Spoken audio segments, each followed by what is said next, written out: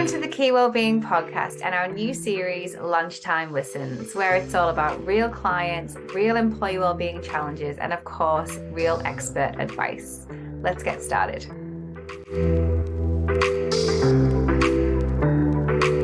So, stress. It's something that the whole world is arguably feeling right now with the cost of living, soaring energy prices, and rising inflation. The list just goes on.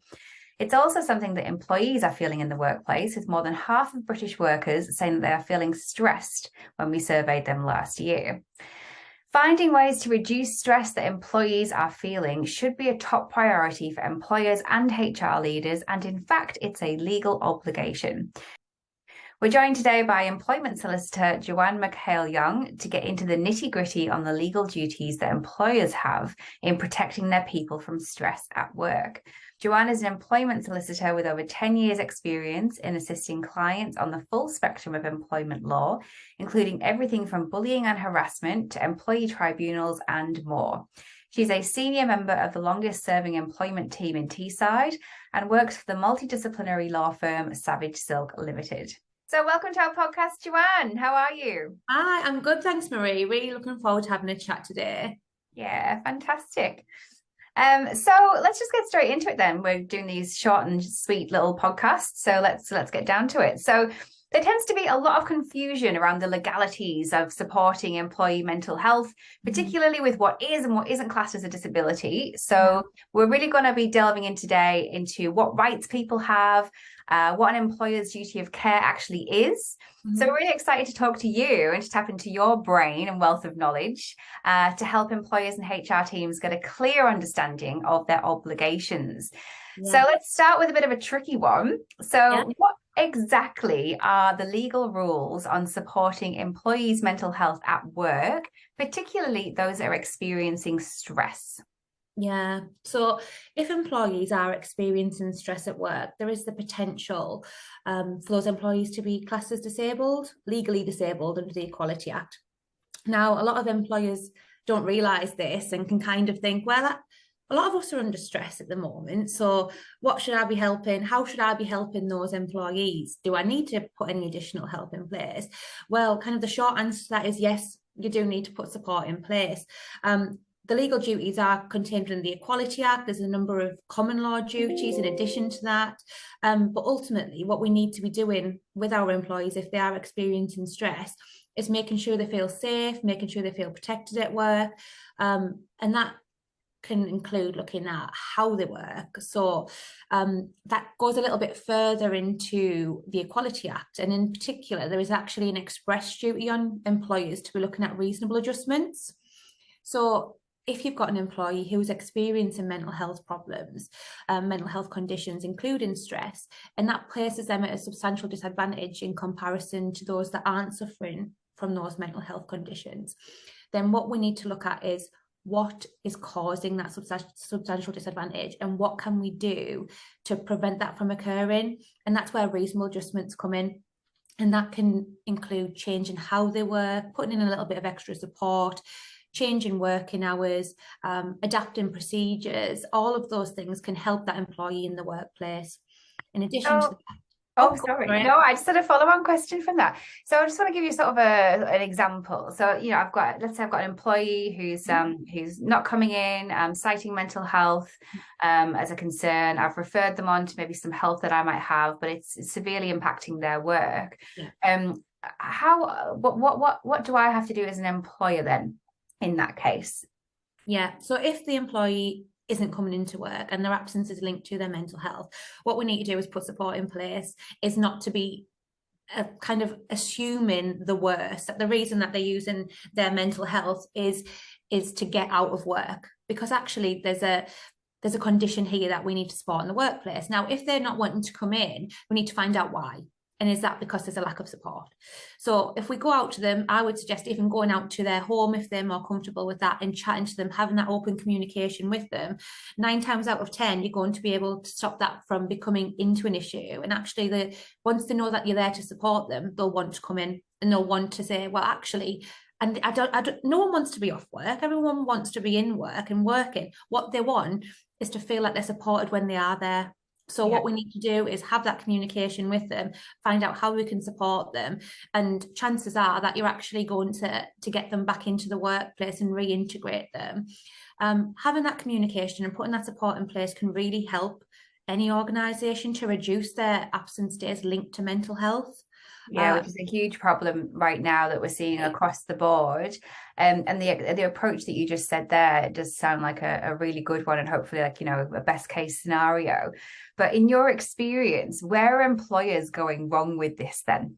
Yeah, making those assumptions, failing to communicate with the employee and deciding that there's another reason that the employee wants to be off. Now, since the onset of the pandemic in particular, we've seen a great rise in absences and illnesses linked to mental health. And you can see how it does impact on employers, and that's where this assumption comes from. But ultimately, there's an individual on the other side of this. Now, to deal with that individual, we can't tar everyone with the same brush. And that's particularly what the Equality Act tries to avoid people from doing, because what we need to look at is, what is this particular employee suffering from? If they are suffering from an impairment, whether that be physical or mental, what can we do to prevent them from feeling that they are placed at a substantial disadvantage? Now, making those assumptions places them at a substantial disadvantage. So you're at risk of a discrimination claim before even putting it into place. So that's why we need to have those conversations to prevent the increase in absence days, prevent employees from wanting to speak to their employer about how they're feeling. Now, if we can get people to open up and communicate early on, we're going to be in a much better position. Absolutely. And to your point there, I think that employees are, maybe as a result of the pandemic and this kind of rise in hybrid and remote working, they're starting to look into their rights a little bit more as to how they can change the confinements within which they need to deliver that on their role. So they're becoming a little bit more clued up, aren't they, in terms of their rights? So what happens then if employees don't follow the rules? So if employers if employers don't follow the rules, they're at serious risk of claims. So there are a number of claims that employees can bring, and we've seen a huge increase in those in recent years. So, for example, if an employee feels like an employer has breached their contract, they're open to bring a constructive unfair dismissal claim. If an employee has been off with a mental health illness and they are absence managed out the business, i.e. the employer decides to dismiss them because of their absence linked to their mental health, they're at risk of unfair dismissal claims. Linked to that, you've got discrimination claims for disability discrimination. Earlier on, we touched upon the need to make reasonable adjustments under the Equality Act. Now, if an employer fails to make those reasonable adjustments, there's a standalone claim for a failure to make reasonable adjustments. That could be in addition to the discrimination and in addition to the unfair dismissal. We've got a safe system of work that needs to be put in place for those employees, a common law duty. If there's a failure under that, you've got a potential for a whistleblowing claim. Now, the employee doesn't need to resign to bring that. They can stand and sue and bring what is known as a detriment claim. So a detriment claim is a claim that the employee suffered a detriment for a failure by the employer to abide by that common law duty. So there's a whole host of claims that can be brought. And in particular, your whistleblowing and your discrimination claims have no cap, no statutory cap applies, which means that the compensation is unlimited. Now, the risk to the business is huge. So not only do you have potentially uncapped compensation, you also have the adverse press and the negative connotations in the workplace and beyond. Wow. So a lot can happen. Yeah. Yes, it's a serious thing, and it's not going to go away, and so it's really important that employers are across this. So thank you for that really good answer. So thinking about those legal aspects, we've all heard of like the duty of care when it comes to looking after your employees at work. And I think that people understand that as well. I've got to provide an ergonomic setup, and I've got to provide a break room, and I've got to provide all these things in the physical environment. But what does that actually look like from like a mental health and stress perspective? Yeah, I mean, all of those additional aspects that you've just spoke about, Marie, are all great for well-being and kind of workplace retention in terms of employees. But really, what it boils down to, what an employee wants in their workplace, is to feel like they are valued. So when we're looking at employer duty of care, it really means what has been put in place by the employer to safeguard that employee in the workplace. So when you're looking at safeguarding that employee, it means that individual employee. So if we have an employee who has a mental health concern, a mental health such as stress, anxiety, or depression, they might have what looks like a safe system of work to them may look different to what looks like a safe system of work to those that aren't disabled. So you need to consider all of those implications. So that again boils down to communication. You need to talk to that employee and make sure you're doing what you need to do in line with your duties to that particular employee.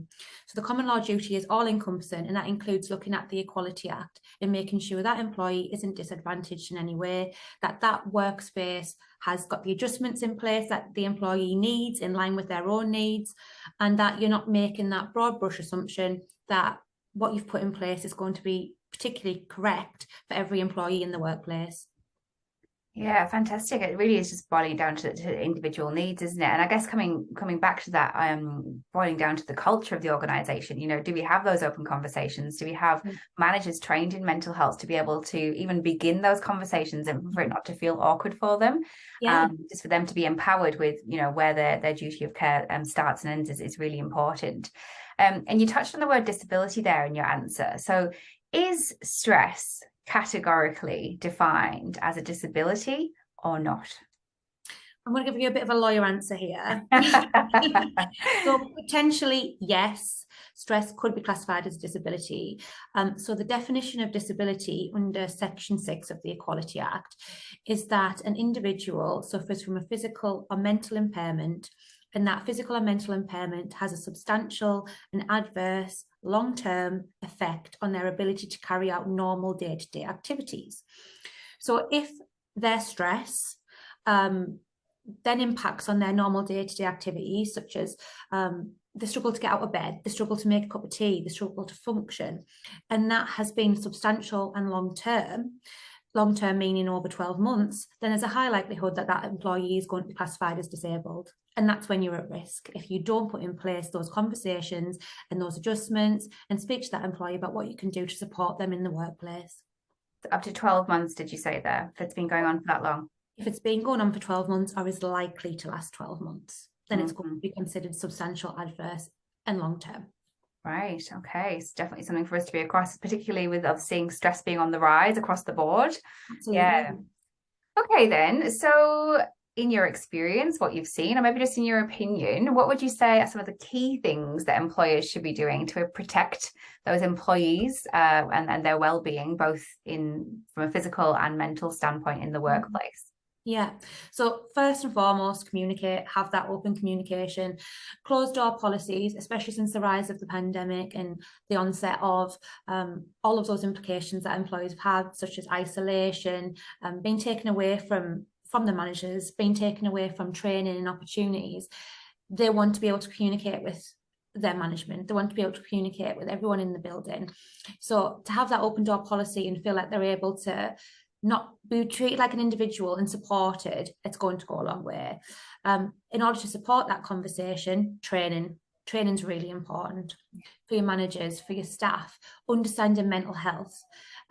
What's a really good framework for the workforce as a whole is also your policies and procedures.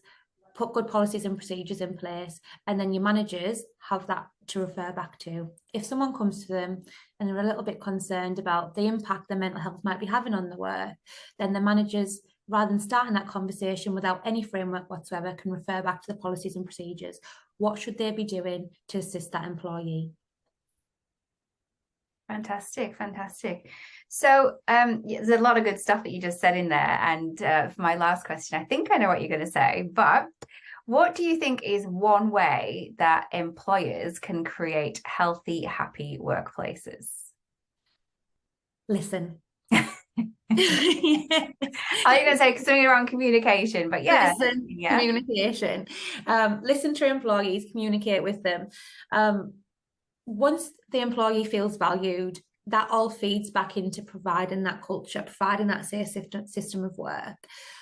It's really important, and I know I've said this throughout, is to treat that employee as an individual, make them understand that you are going to listen to their concerns. You are going to understand from their point of view how they feel in the workplace, because you can't assume, you can't decide that one way of working is going to work for them. Now, if you can tackle that at a grassroots level, it really is, the value's amazing to an employer, because you're going to be able to deal with things in-house. Once things escalate outside of the business, the snowball, and there's no control out of that.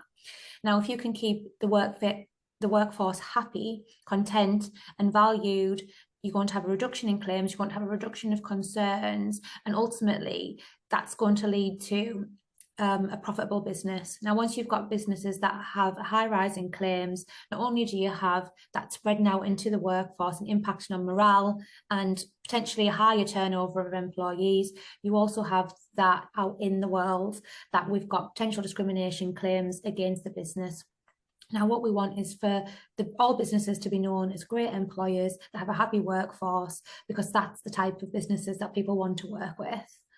Yeah, absolutely. So it just comes down to treating our people as the humans that they are, listening to what they want and need, and trying to create an environment where it's easier to be well, and not just putting the onus on that employee. It's like, what can we actually do to create an environment where it doesn't take extra effort for us to be well, both physically and mentally. And a big part of that is listening and communication, as you've said. So thank you so much.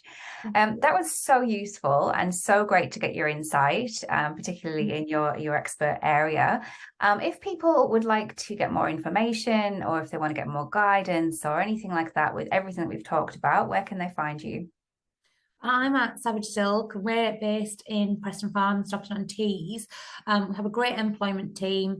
We really love to support employers as well as employees that are going through similar situations as we've just discussed about. We've got great experience in that area, and we love working with all employers in trying to make sure that we can keep them out of the tribunal system. What we don't want is, like I say, those things escalating outside. We want to deal with things at a grassroots level and train your staff, work with your staff on understanding disability discrimination, understanding mental health impairments, and making sure that we can kind of nip those in the bud and everyone is happy and content in the workplace. Fantastic. Thank you so much. And once again, thank you so much for making the time. It's always a pleasure to speak with you. And I'm sure I'll be seeing you in person soon. But for now, thank you so much. I'll let you go. Thank you, Marie. Thanks for listening to the Key Wellbeing Podcast. Don't forget, we've got a whole library of free guides, toolkits, resources, and fortnightly lunchtime listens just like this, with an epic lineup of guests, all to help you to create a healthy, happy workplace. Find it all on our website, www.keywellbeing.co.uk.